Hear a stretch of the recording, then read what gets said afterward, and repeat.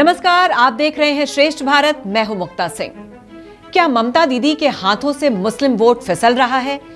ये हम नहीं कह रहे हैं, बल्कि हाल में ही बंगाल में हुए पंचायत चुनाव और विधानसभा के लिए हुए उपचुनाव इसको सामने लेकर आए हैं। पंचायत चुनाव में भले ही टीएमसी ने पूरे पश्चिम बंगाल में सबसे ज्यादा सीटें जीती हों, लेकिन उसके इस अश्वमेध यज्ञ पर न केवल बीजेपी ने ब्रेक लगाई, बल्कि पश्चिम बंगाल के मुसलमानों के बीच तेजी से जमीन बना रही एक पार्टी है इंडियन सेक्युलर फ्रंट, जिसे आईएसएफ कहते हैं। चौंकाने वाली बात यह है कि यह पार्टी जनवरी 2021 में ही लॉन्च की गई थी और बंगाल में हुए पिछले विधानसभा चुनाव में इसने उस सीट पर कब्जा किया जो पिछले 11 साल से टीएमसी के पास थी। अंदाजा लगाना मुश्किल नहीं है कि सबसे मजबूत किले में ही ममता दीदी की पार्टी के पैरों के नीचे से जमीन खिसक गई। अब ऐसा क्यों कहा जा रहा है, इसके पीछे भी आंकड़े हैं। आइए उन आंकड़ों पर भी गौर कर लेते हैं। पश्चिम बंगाल के 64% मुसलमान आबादी वाले सागर दिघी में मार्च 2023 में उपचुनाव हुए, जिसमें टीएमसी हार गई। मुस्लिम बहुल भांगड़ में पंचायत चुनाव हुए टीएमसी के सामने खड़ी हुई नई पार्टी आईएसएफ ने 43 सीटें जीत ली। मुस्लिम बहुल बालीगंज में उपचुनाव हुए, टीएमसी जीत तो गई, लेकिन मार्जिन 20% कम हो गया। बालीगंज सीट के 7 वार्डों में 60% से ज्यादा मुस्लिम आबादी है। इन नतीजों से निकले संकेत बताते हैं कि मुस्लिम वोटर्स ममता बनर्जी की पार्टी तृणमूल कांग्रेस से दूर हो रहे हैं। 24 साउथ परगना जिले के भांगड़ में घूमने पर पता चला कि बड़ी संख्या में लोग फुरफुरा शरीफ के पीरजादा अब्बास सिद्दीकी की पार्टी इंडियन सेक्युलर फ्रंट यानी आईएसएफ से जुड़ रहे हैं। पश्चिम बंगाल के मुसलमान सोचने लगे हैं कि टीएमसी उनका इस्तेमाल वोट बैंक की तरह से करती है। वैसे भी देश भर के मुसलमानों के बारे में कहा जाता है कि मुसलमान देश में पार्टियों के लिए तेज पत्ते की तरह से हैं, जिन्हें चुनाव की हांडी चढ़ाने में सबसे पहले इस्तेमाल किया जाता है और सब्जी पक जाने पर सबसे पहले उसी तेज पत्ते को सब्जी से बाहर फेंक दिया जाता है। पश्चिम बंगाल के मुसलमानों का हाल भी कुछ ऐसा ही है। यहाँ पर कांग्रेस, सीपीआई और टीएमसी ने उनका इस्तेमाल तेज पत्ते की तरह किया, लेकिन कभी भी उनके पिछड़ेपन और गरीबी को दूर करने के लिए कुछ भी नहीं किया। लोगों की नाराजगी नतीजों में भी नजर आई। भांगड़ के ब्लॉक 1 में तो टीएमसी जीती, लेकिन ब्लॉक 2 में आईएसएफ ने 132 में से 43 सीटें जीत ली। टीएमसी ने आईएसएफ का प्रभाव रोकने के लिए पूरी ताकत लगा दी। दोनों पार्टियों के बीच हुई झड़प में 3 लोग मारे भी गए। हालांकि भांगड़ तो बानगी भर है। पिछले 2 साल में कई ऐसे संकेत मिले हैं जिससे पता लगता है कि बंगाल का मुसलमान अब दीदी को टाटा बाय बाय कहने के मूड में है, जो कभी दीदी के पिछलग्गू हुआ करते थे। टीएमसी ने 2021 के विधानसभा चुनाव में बीजेपी को पटकनी दी थी। इसकी बड़ी वजह 27% मुस्लिम वोटर्स थे। एक सर्वे में सामने आया है कि विधानसभा चुनाव में 10 में से 8 मुस्लिम्स ने टीएमसी को वोट दिया था।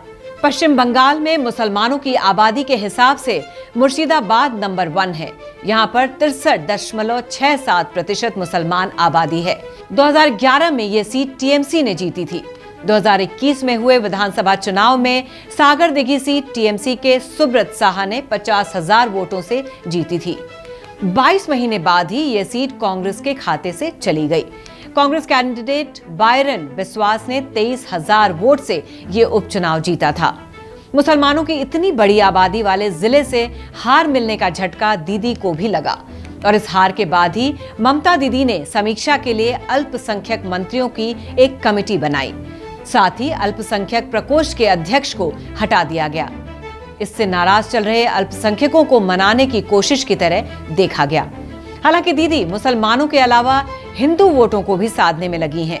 यही वजह है कि बीजेपी से आए बाबुल सुप्रियो को दीदी ने टीएमसी का टिकट दे दिया।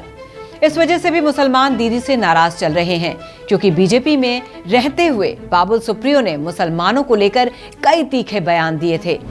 यही वजह है कि कोलकाता का दिल कही जाने वाली बालीगंज सीट 2021 में टीएमसी के सुब्रत मुखर्जी ने 70% वोट के साथ जीती थी। बीजेपी को 20% और लेफ्ट कांग्रेस गठबंधन को 5% वोट मिले थे। सुब्रत मुखर्जी के निधन के बाद यहां उपचुनाव हुए थे। बाबुल जीत तो गए, लेकिन मार्जिन 70% से 49% पर आ गया। वहीं लेफ्ट कांग्रेस अलायंस के वोट बढ़कर 30% पर पहुंच गए। पंचायत चुनाव में भांगड़ के अलावा मुस्लिम बहुल हुगली, पूर्वी बर्दवान और मालदा में भी टीएमसी कई सीटों पर हार गई। इनमें से ज्यादातर सीटें सीपीएम ने जीती है।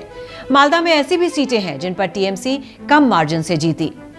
जिस तरह से हमने जिक्र किया था कि 2 साल में दीदी की सरकार के दौरान कुछ ऐसी घटनाएं हुई जिन्होंने भी मुसलमानों को टीएमसी से दूर किया। उनमें से एक थी हावड़ा के स्टूडेंट एक्टिविस्ट अनीस खान की मौत, जिस पर काफी हंगामा हुआ था।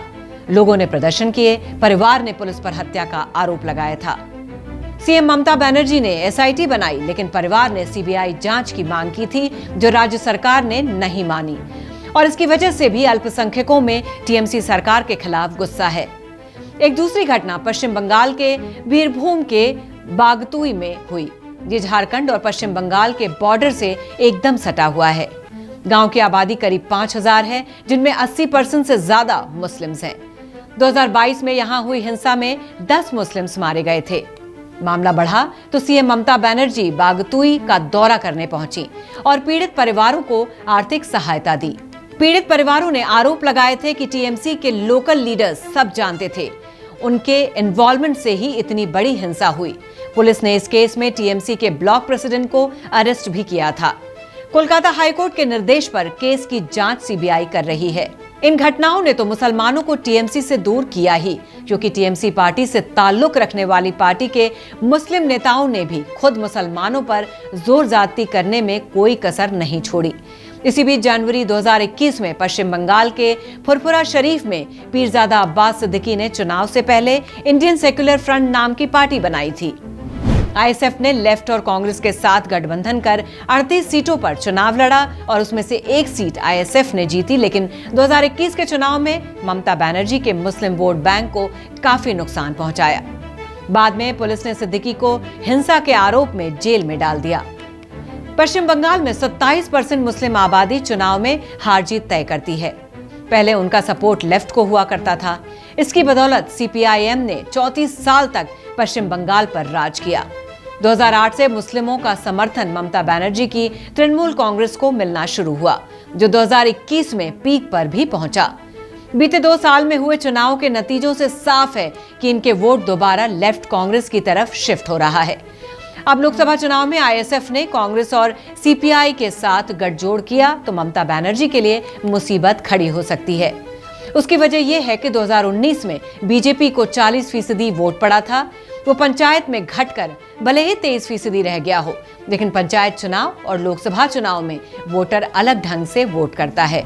मान लीजिए कि बीजेपी ने 2019 का ही परफॉर्मेंस दोहरा दिया तो दीदी की मुसीबत बढ़ जाएगी। दूसरी तरफ आईएसएफ, कांग्रेस और सीपीआई का गठबंधन भी दीदी के मुस्लिम वोट काटेगा। हालांकि 26 पार्टियां बीजेपी से लड़ने के लिए इकट्ठा तो हुई हैं, जिसमें टीएमसी, लेफ्ट और कांग्रेस शामिल हैं। हालांकि लोकसभा चुनाव में पश्चिम बंगाल में ये गठजोड़ होना मुश्किल ही है। ऐसे में पश्चिम बंगाल में मुस्लिम वोटर्स का वोट बंटना भी तय है, जिससे सीधे सीधे बीजेपी को फायदा होगा। फिलहाल के इस शो में बस इतना ही। बाकी खबरों के लिए देखते रहिए श्रेष्ठ भारत। श्रेष्ठ भारत पर खबरों से जुड़े रहने के लिए चैनल को सब्सक्राइब करें, बेल आइकन दबाएं और देखते रहें श्रेष्ठ भारत।